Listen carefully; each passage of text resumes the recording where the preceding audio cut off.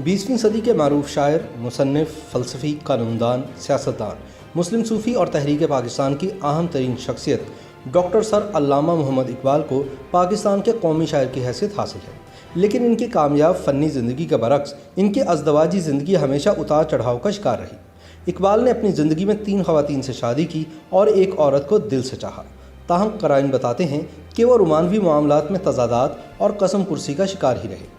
इकबाल की रोमानवी ज़िंदगी एक हवाले से कई और मशरक़ी शायरों से मुख्तलिफ न थी, जिनकी महबूबा कभी इनकी बीवी न बन सकी और बीवी कभी महबूबा न बन सकी। इकबाल की पहली बीवी करीम बीबी का ताल्लुक़ गुजरात के एक मुअज़्ज़िज़ और नामवर घराने से था। इकबाल और करीम बीबी रिश्ता अज़वाज में मुंसलिक हुए। उस वक्त इकबाल की उम्र महज 18 बरस जबकि करीम बीबी 21 बरस की थी। आला तालीम की गर्ज से इकबाल अपनी बीवी को हिंदुस्तान में छोड़कर सन 1905 में बरतानिया चले गए और 3 साल बाद वापस लौटे। करीम बीबी के वतन से इकबाल की सबसे बड़ी औलाद आफ्ताब इकबाल और बेटी महराज बीबी ने जन्म लिया। बाज़ मौरख़ीन के मुताबिक ज़हनी हमाहंगी के फुक़दान की वजह से गालिबन सन 1913 में दोनों की अलहदगी हो गई। ताहम इकबाल ज़िंदगी भर इन्हें नानो नुक्का देते रहे। दूसरी तरफ बाज़ मुसन्निफ़ इसकी तरदीद करते हैं। बहरहाल करीम बीबी ने सन 1947 में वफ़ात पाई। कनाडा में मुकीम एक माहिर नफ्सियात डॉक्टर खालिद सुहेल ने एक महबूबा, 3 बीवियाँ और 4 शादियों के उन्वान से अपने मज़मून में अल्लामा मोहम्मद इकबाल की ज़िंदगी के नफ्सियाती पहलुओं पर खुलकर लिखा है। बकौल डॉक्टर खालिद, जब हम शायर मशरिक़ अल्लामा मोहम्मद इकबाल की ज़िंदगी का नफ्सियाती मुताला करते हैं तो हमें एहसास होता है कि वो हसास दिल, ज़हीन दिमाग और पुरकशिश शख्सियत रखने के बावजूद बहुत से रोमानवी तज़ादात का शिकार होकर उम्र भर एक दाखिली कर्ब और अजियत को बर्दाश्त करते रहे। इकबाल की शख्सियत के ढके छुपे नफ्सियाती तज़ादात उस वक्त उभर कर सामने आए जब वो आला तालीम हासिल करने के लिए बर्र-ए-सग़ीर से यूरोप तशरीफ़ ले गए।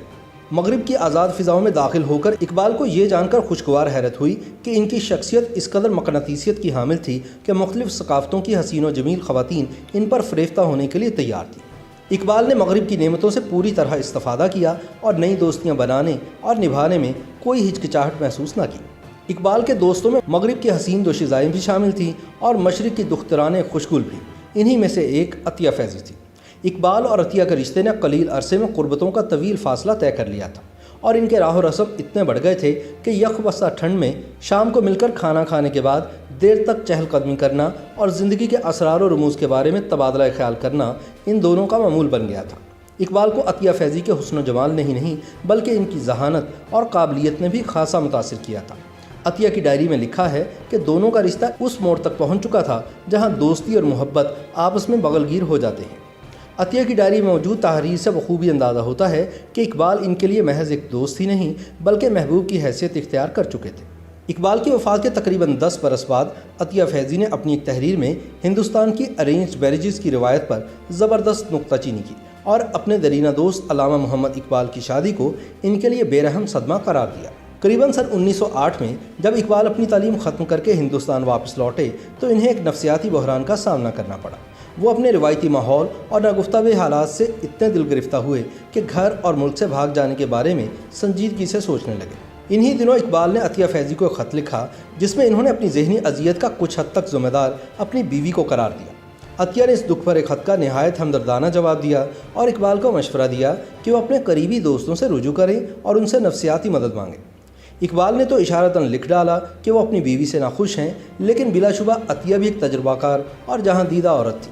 वो एक दुखी शायर, रंजीदा फ़िलासफ़र और परेशान हाल शख्स को अपना शरीक सफ़र बनाने का रिस्क लेने को तैयार न थी। इकबाल को जब अंदाज़ा हुआ कि अतिया इन्हें अपनाने को तैयार नहीं तो ये बहुत परेशान हुए। इस नफ्सियाती बहरान से निकलने के लिए इकबाल ने दूसरी शादी का फ़ैसला किया और किसी के मशवरे पर सरदार बेगम से निकाह कर लिया।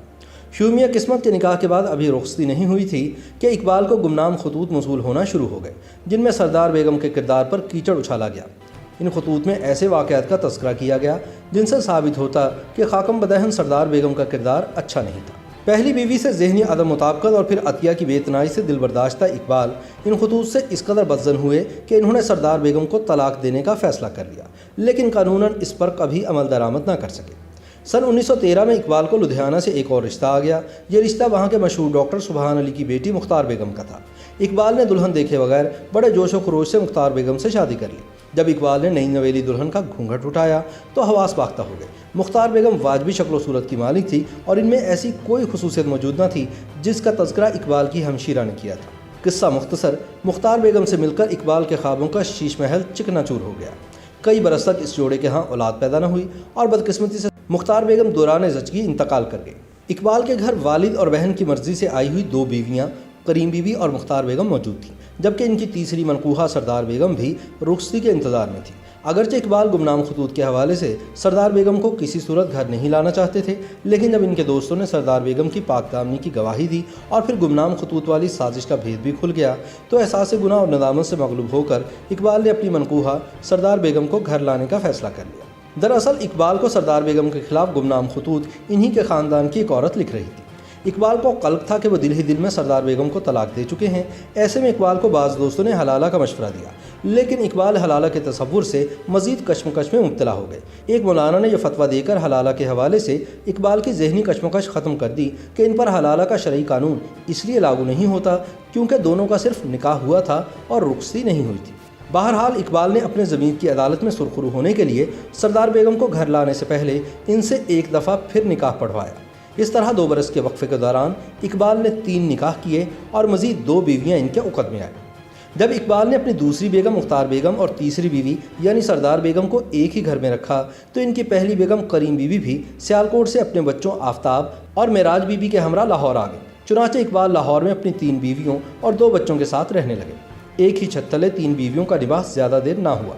बाज़ मुसन्निफ़ीन के मुताबिक इकबाल अपनी तीनों बीवियों में से सरदार बेगम पर सबसे ज़्यादा मेहरबान थे क्योंकि वह सबसे ज़्यादा खूबसूरत थी। इन्हीं के बतन से इकबाल के 2 बच्चे जावेद इकबाल और मुनीरा बानो पैदा हुए। बाज़ मुसन्निफ़ीन ने लिखा है कि इकबाल 3 बेगमात के साथ हिंदुस्तान में ज़िंदगी गुजारने के साथ साथ अपनी दोस्त और महबूबा अतिया फैज़ी को भी मुतवातर खतूत लिखते रहे। इकबाल की रोमानवी ज़िंदगी एक हवाले से कई और मशरक़ी शायरों से मुख्तलिफ न थी, जिनकी महबूबा कभी इनकी बीवी न बन सकी और बीवी कभी महबूबा न बन सकी।